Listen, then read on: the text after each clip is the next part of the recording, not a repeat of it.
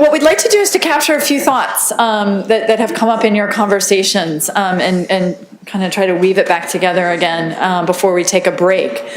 Sue, who has some thoughts on this last round of questions? Please, Barb. Here, Mike's going to bring you a mic. I think back here. This is regarding the second question. I realize that the MP3 is kind of separate from the best management practices, but we need some basic plans laid out for beekeepers, because in many states, there's like one person in an apiary, and we are gaining and losing beekeepers faster than we can teach them.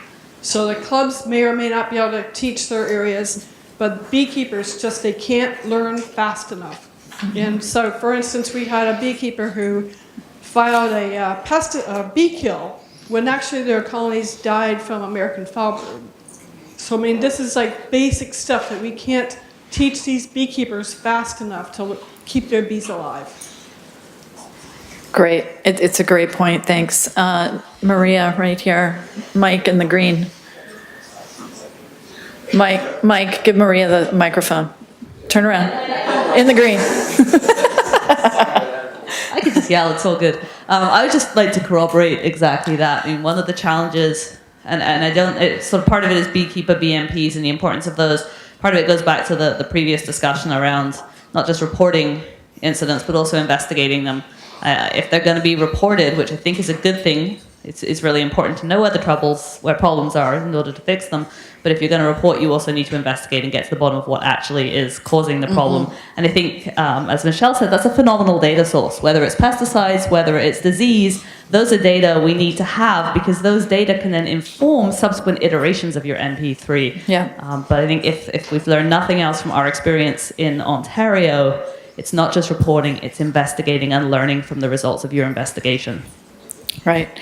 It looks like Liza's got a comment on there too. Here, come on up here, Liza.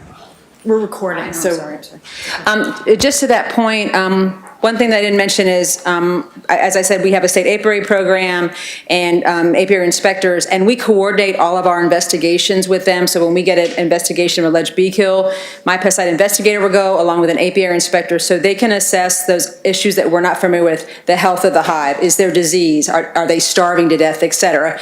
And we've had some situations where a beekeeper will report it's got to be pesticides when in fact they starve their bees. Or another case, the hive is as healthy as, everything says it's healthy.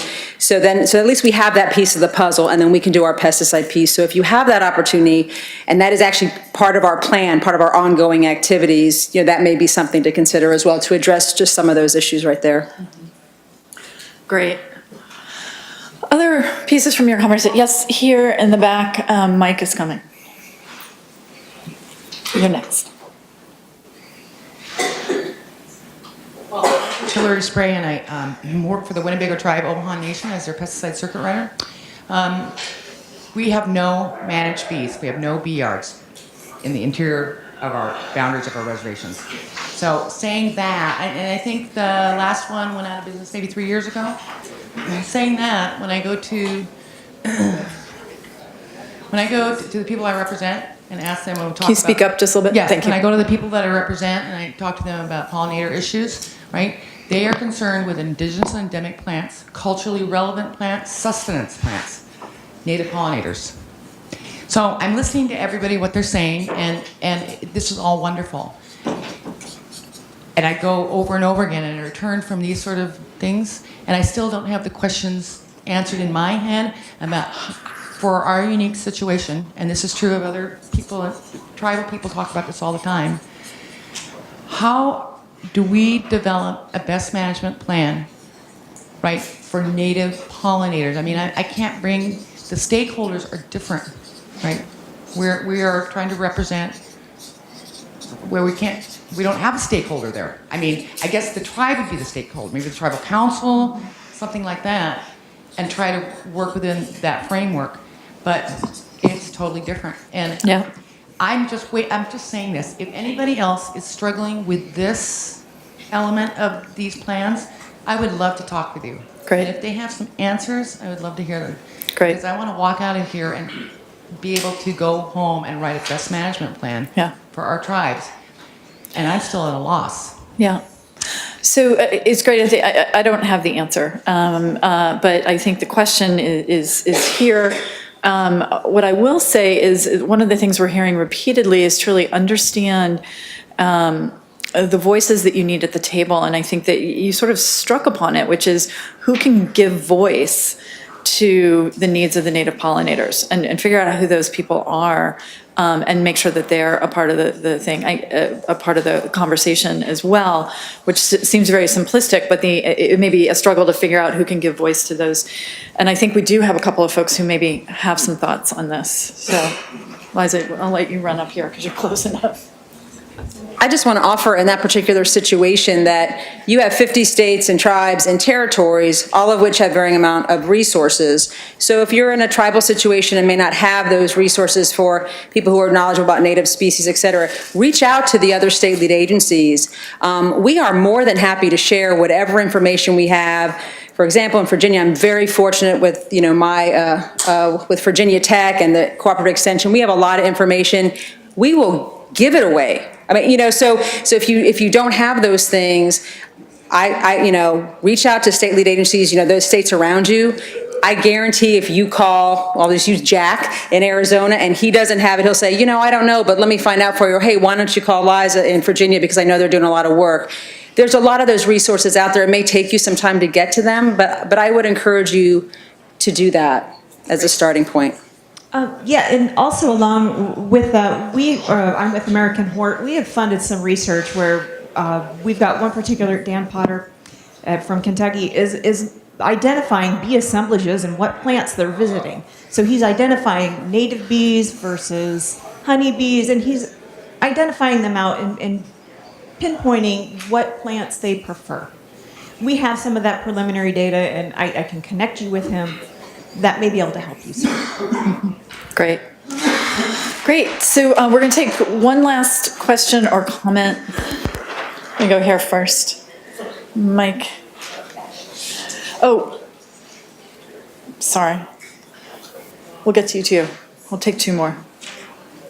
Our group had kind of talked about that, Hillary's question about what tribes could do. And one of the things that we talked about is identifying which pollinators maybe come within the tribal boundaries or tribal area. But in addition to that is developing some type of inventory for native plants, because you hear tribes say that, a certain plant, whether it was for food or medicinal uses, used to be at a certain area but are no longer there. So just developing that type of inventory, I think, will be really helpful. Yeah, great, thanks. We do have one last question right here.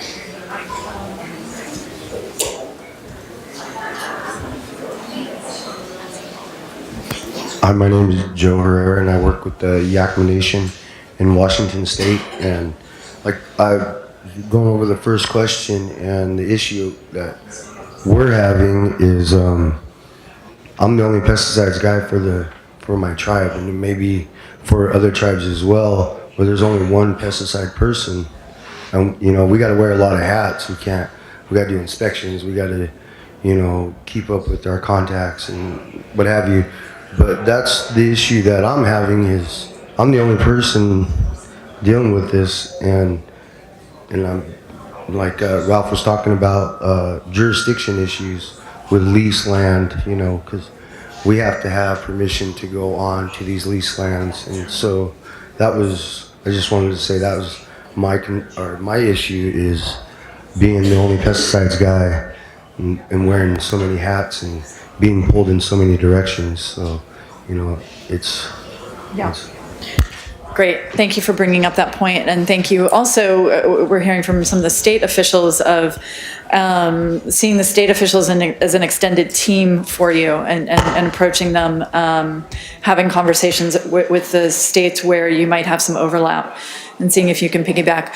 So we're going to wrap up for a brief break to give everybody a stretch and some caffeine and sugar and, some contact with your devices that I know you're yearning for. We would like you back in here in 15 minutes. At 3:25, we will begin the second half of our session, digging into implementation and rollout and evaluation. Thanks. Good.